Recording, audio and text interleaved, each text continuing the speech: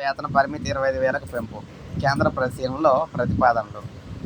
ఉద్యోగుల భవిష్య నిధి గరిష్ట వేతన పరిమితి పెరగనుంది. ప్రస్తుతం ఉన్న 15,000ను 25,000గా ఖరారు చేసేందుకు కేంద్ర ప్రభుత్వం కసరత్తు చేస్తుంది. జీవన వ్యయం పెరిగినప్పటికీ దాదాపు 12 ఏళ్లుగా గరిష్ట వేతన పరిమితి పెరగలేదు. దీంతో వేతన పరిమితి పెంచాలని కొన్నేళ్లుగా కార్మిక సంఘాలు డిమాండ్ చేస్తున్నాయి. దీనిపై పలు దఫాలుగా చర్చించిన కార్మిక శాఖ 25,000కు పెంచేందుకు ప్రతిపాదన చేసినట్లు తెలిసింది. ఇప్పటికే కొత్త ఈపీఎఫ్ 26, ఈపీఎస్ 26 పథకాలను అందుబాటులోకి తీసుకొచ్చిన విషయం తెలిసిందే. గరిష్ట వేతన పరిమితిని త్వరలో పెంచేందుకు వీలుగా ఏర్పాట్లు చేస్తుంది. అదే సమయంలో కనీస పెన్షన్ పెంపు ప్రతిపాదనపై సైతం పరిశీలనలో ఉంది. గరిష్ట వేతన పరిమితి పెంచేందుకు ఇప్పటికే ఆర్థిక శాఖ అనుమతించినట్లు తెలుస్తోంది.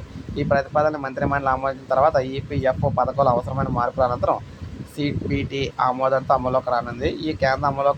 ఈ పెంపు అమలులోకి రావడానికి కొంత సమయం పడుతుందని చెప్తున్నారు.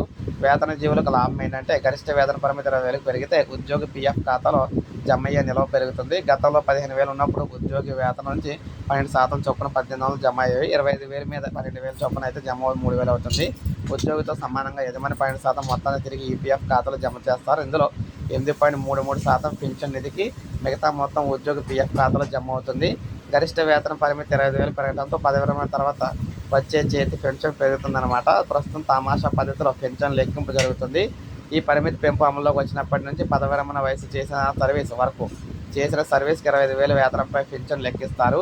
2014 నుంచి పెంపు అమల్లోకి వచ్చే తేదీ వరకు కూడా చేసిన సర్వీస్కు 15,000పై, అంతకుముందు సర్వీస్కు 6,500పై లెక్కింపు ఉంటుంది. ఈ మూడు మొత్తాలను కలిపి తుది పెన్షన్ ఖరారు చేస్తారు. అయితే పెన్షన్ లెక్కింపు ఫార్ములా, గరిష్ట పెన్షన్ అర్హత, వేతనం ఖరారుతో మార్పులు ఏమైనా జరిగితే ఆ మేరకు పెన్షన్పై ప్రభావం ఉంటుంది. సో ఏదేమైనా ఇది ఒక మంచి గుడ్ న్యూస్ అని చెప్పుకోవచ్చు అనమాట కార్మికులకు.